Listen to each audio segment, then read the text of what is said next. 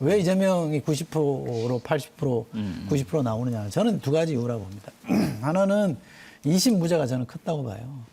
2심에서 무죄, 선거법 2심 무죄에서 나온 게 사법 리스크가 없어졌다. 사실은 뭐 그것 때문에 후보 출마를 접는 사람도 있었습니다만 확고부동한 1위 후보의 약점이 없어져 버렸어요.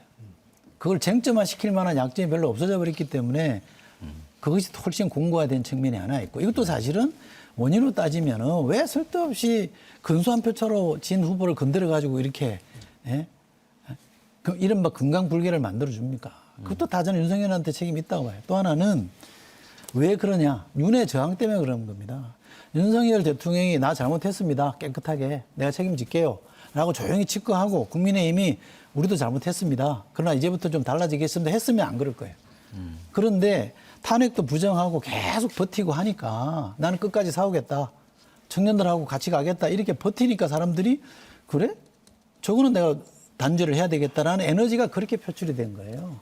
그러니까 그것도 저는 두 가지 다 결국 윤석열 대통령이나 국민의힘과 관련된 거기 때문에 이건 성찰의 요소지 그걸 무섭다라고 공격할 요소는 저는 아니라고 봐요. 네, 저는 네? 세 분 말씀 다 동의해요. 무슨 말이냐면은 김영호 의원님 말씀대로 이재명 대표는 원래 좀 강한 대표였어요. 좀 비민주적이다라는 소리 들을 만큼 강한 대표였는데 날개를 달아준 거는 홍익표 의원님 말씀대로 계엄이죠. 따지고 보면요. 제가 이재명 대표 면전에서 그렇게 이야기했는데 그분도 웃으시던데 정략적으로 볼 때 계엄의 정치적 수혜자는 이재명 대표밖에 없어요.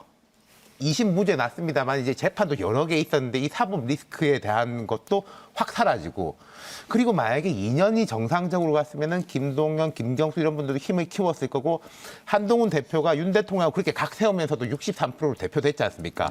분명히 국힘은 서서히 한동훈 당이 돼갔을 거예요. 2년이 있었으면은. 근데 이걸 딱 리셋 시켜버리니까 딴 사람들은 다 꼼짝 말아가 되고 이재명 대표는 족쇄가 풀리고 그리고 탄핵 과정에서 야당 대표로서 사실 그때 딴 사람들한테는 내란 극복이 제일 중요하다라고 하지만은 본인은 뭐 재벌 총수도 만날 수도 있고 정책 이야기도 할 수가 있고 혼자서 달릴 수 있는 기회를 만들어준 게 윤 대통령이라는 거죠. 모두에게 다 안 좋고 정치적 결과적으로만 보면은 이재명 대표한테만 좋게 됐다. 그리고 이철희 수석님 말씀하신 되게 동의하는데 근데 하나는 있습니다. 이재명 대표에 대한 공포심, 국민의힘은 이제 공포심을 자꾸 자극하는데 근거가 완전히 없지는 않다고 생각하는 게요. 그냥 이제 여당이 큰 당에서 대통령 배출한다가 아니라 노태우 대통령이 3당 합당해가 그냥 240몇 석이었습니다. 물론 그 다음 총선에 바로 깨졌습니다만 근데 그 당에는 김영삼도 있고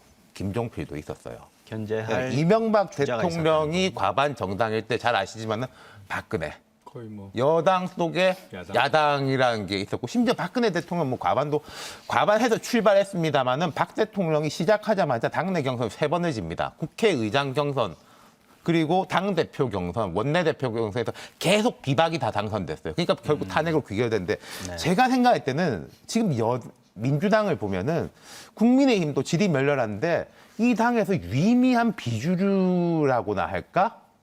그런 분들이 잘 안 보이는 거는 조금 제가 생각할 때는 그래도 이재명 대표가 뭔가 좀 의식적으로도 만들 필요가 있다. 과거에 이제 김대중 대통령 뭐 그런 이야기 했다지 않습니까? 7대3이 딱 좋다. 주류 비주류는. 그런 거는 좀 하는 게 선거에도 유리할 것 같아요.